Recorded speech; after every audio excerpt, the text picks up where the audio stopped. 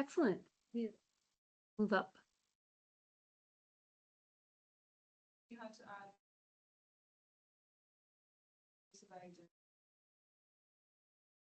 considerations. We're isolating if you're set.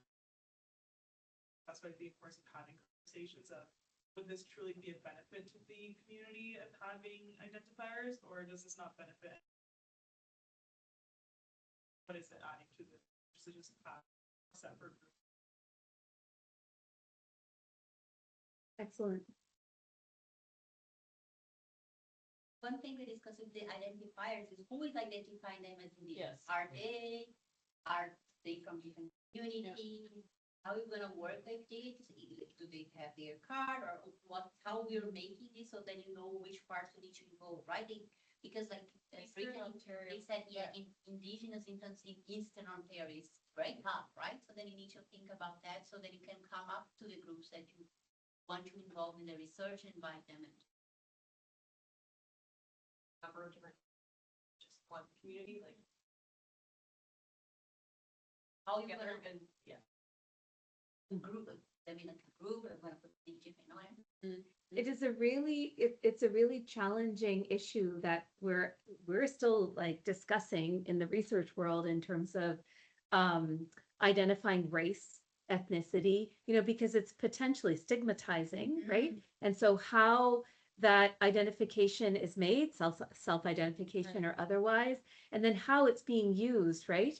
In terms of the research question is very, it can be very, potentially result in significant harm if it's not done in the right way. But the flip side is that it is actually very necessary at times to be able to have more tailored, specific interventions to groups to meet their unique needs, right? So then the question is, how do you do that if you can't identify, right?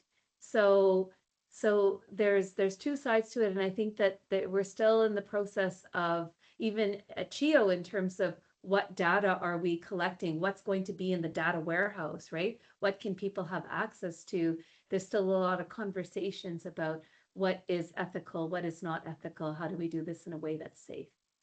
And I just want to add really quick, Ottawa is a particularly interesting case in regards to identifying Indigenous populations because so many different Indigenous populations come to Ottawa.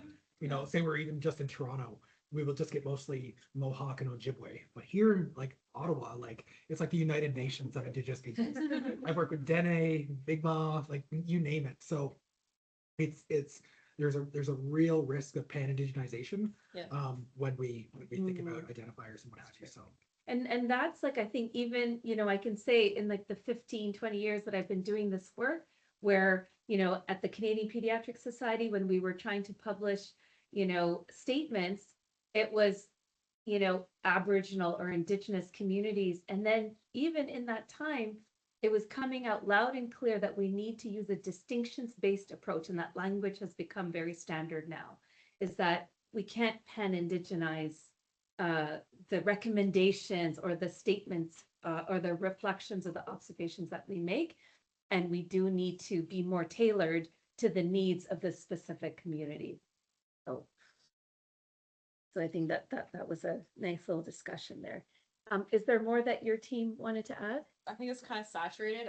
We were just in agreement with Brady and Heidi's comment, where it's identify just as Indigenous. It's like this again is pan-indigenization. The other thing too is some people maybe will for whatever reason not choose to self-identify or whatever agree to identify as Indigenous. You're missing that data.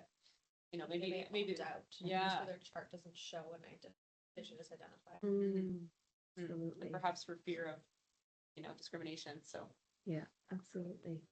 Okay, third question, community engagement. Maybe if you both would like to start. Should Indigenous communities be involved? If so, how and when? And is retrospective research exempt from community engagement?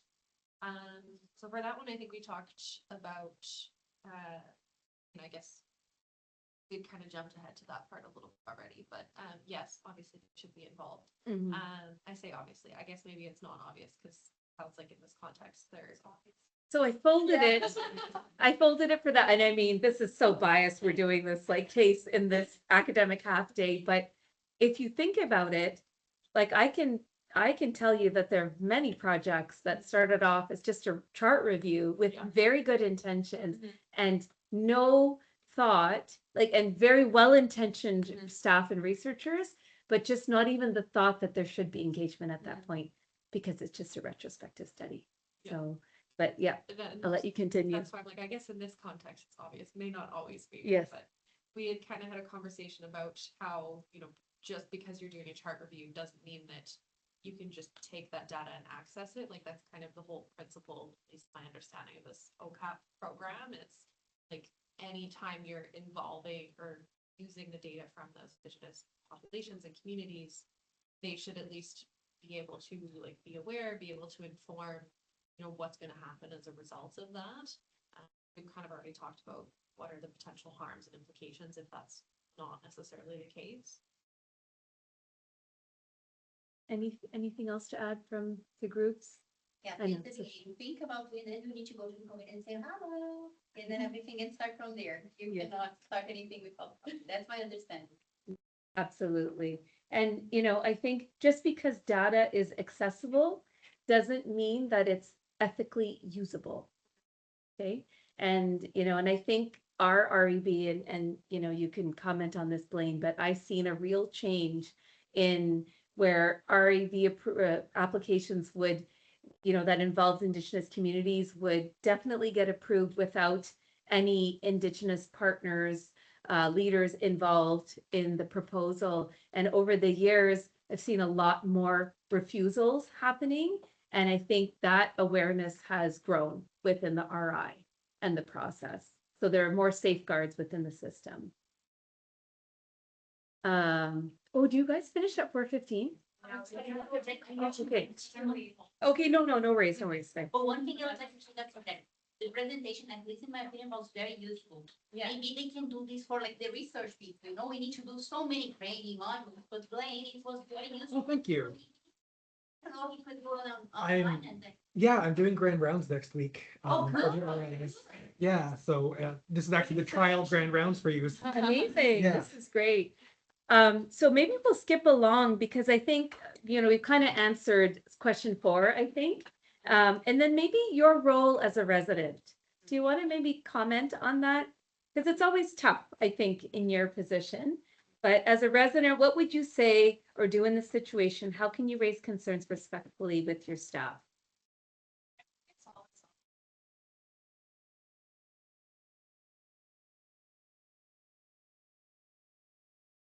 Involved in this project. Just pointing out like, oh, given that it's both on Indigenous communities, like I'm curious to know, like, have they been, are they involved at the start of this? Is this a need? Like, how did we come up with this research question? Was this a need identified by these communities? Like there's a respectful way to go about it. But like, I think if you don't speak up, then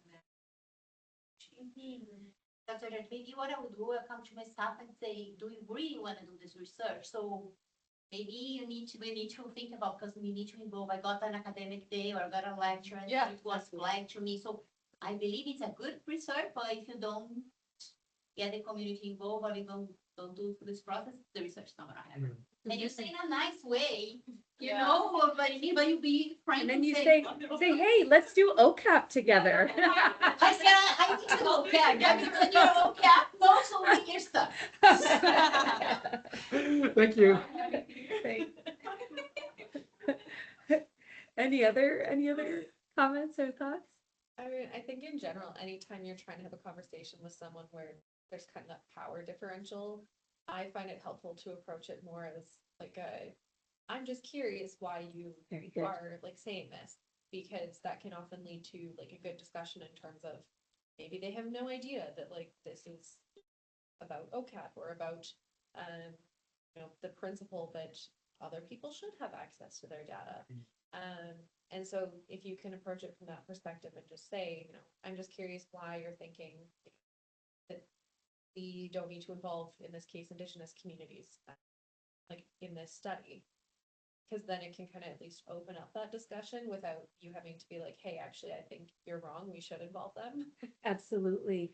I think you made a good point, and I was going to bring up curiosity and humility, and with that dose of advocacy within your capacity, right? Because I think sometimes that advocacy piece is like with limits, right? But I think there's a way to do it that where you use that curiosity, that humility, and not just humility within, your relationship with your staff researcher, but in your responsibility and the work that you're doing and with the communities that you want to engage, right? And sharing that humble sort of aspect of proceeding forward in research with your staff. And then, I think knowing how to, I think, in a way, bring out that advocacy, in this context. My next question was, how would you potentially reframe this research question? And then maybe even, in its current form, what is the use of this potential, the outcomes of this potential research study in a way that could benefit community? So a way to reframe it, or in its current form, what are those potential impacts on the community? Like, why do it? Why do this study? We kind of, I don't know if this is like a perfect reframing, but we thought of like, instead of just like rates of readmission, like rates of like successful discharge in community and staying in community after bronchiolitis, as defined by, staying in community for longer than 3 months or something like that, just to frame it as a positive win. Or like factors that to It's a good one. decreased rates of readmission. Heidi and I talked about like having discharge instructions available in different languages or in like other or like standard bronchiolitis research thing, being able to translate those or being able to advocate for more like nursing resources in the community or something like in terms of like how we can prevent rates of readmission and what are factors that would contribute to the success of that. In terms of like potential benefits to community, I think of, what can we identify either as like factors that are helpful or maybe missing? Like, is there specific, for example, things are not present in the language that the majority of that community speaks? So then if we're not giving them resources in the right language, well, of course they would have higher rates of hospital readmission. They can't necessarily follow the instructions we're giving. And so like being able to identify those kinds of things so that we can change them, I think that would be the benefit of it, but that's not exactly how it's phrased yet.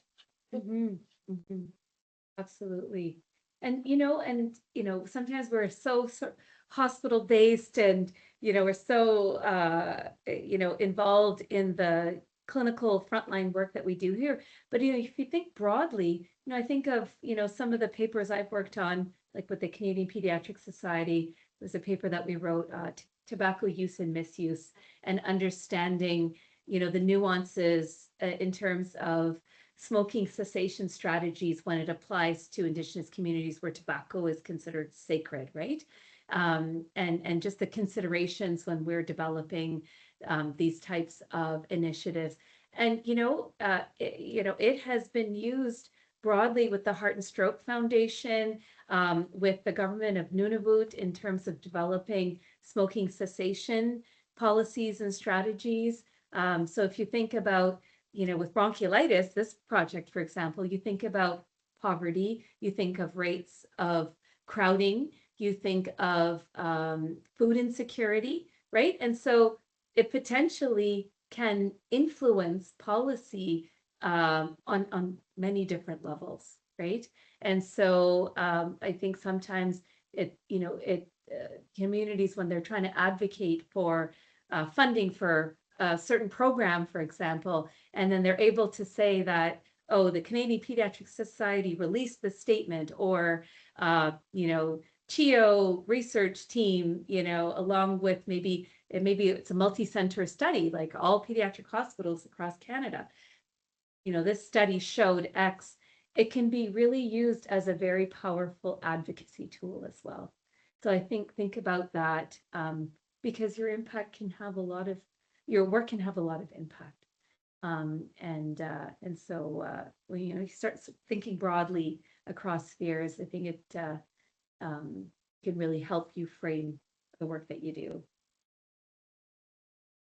Was there anything else that you wanted to share, Blaine? No, just truly take OCAP.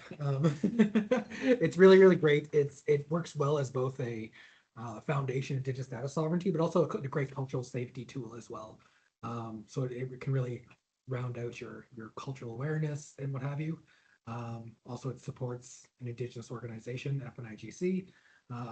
So yeah, if you can find funding or bug Radha to find funding. Yeah, that's my takeaway. I put here is to find out about, what if a resident wants to take OCAP, is there funding available? I don't know if any of you know the answer to that question. But And if you have any questions afterwards, like while you're doing Put- research, feel free to reach out. You can put through your education fund, okay, for sure. okay, So you And- can put it for your education fund, everyone. yeah.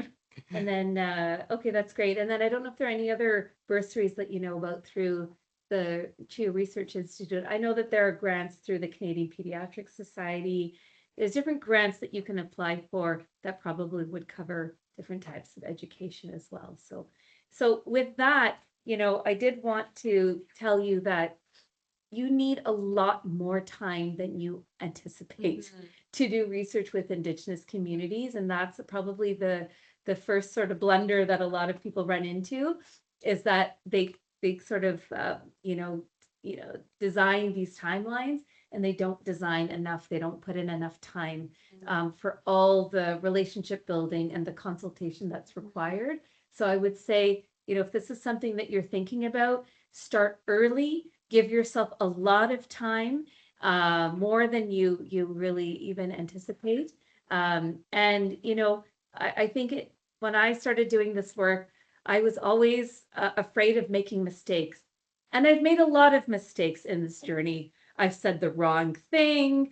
I unintentionally excluded people. I, unintentionally didn't give people the time that they need in doing a shared presentation together. I mean, so many things that happen and still continue to happen. And sometimes that used to make me feel terrible. And it used to make me, and still sometimes I'm like, why am I doing this? Maybe I'm not good enough. Maybe I'm not the right person to do this work. Maybe there are people out there who are more eloquent or more thoughtful or more knowledgeable, and you'll always have these fears and worries and setbacks. But you know what? The repair or the work that's done, to repair whatever mistakes that you've done actually makes you stronger. It potentially can make you somewhat a partner who's more credible, because you've made the mistake, but then you've done that critical self-reflection and you've actually moved yourself forward, right? And that's what reconciliation is all about. And it continues. So don't be afraid. Even if you've made the biggest blunder, you put your foot in your mouth and you thought you've ruined a relationship with an Indigenous partner, just keep moving forward. And, if you've got the heart and your heart's in the right place and your mind is helping your heart, work forward with the knowledge that you're continuing to gain, you will be able to reach that goal. So with that, thank you, Leanne. Good God, I couldn't say it better myself. Oh, Let's go.